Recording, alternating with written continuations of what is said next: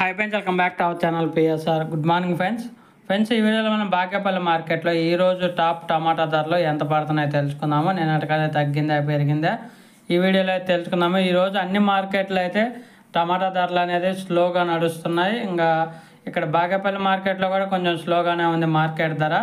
ఈరోజు బాగేపల్లి మార్కెట్లో 14 కేజీల బాక్సు 100 రూపాయల నుంచి 700 రూపాయల దాకా జరుగుతుంది మార్కెట్ ధర.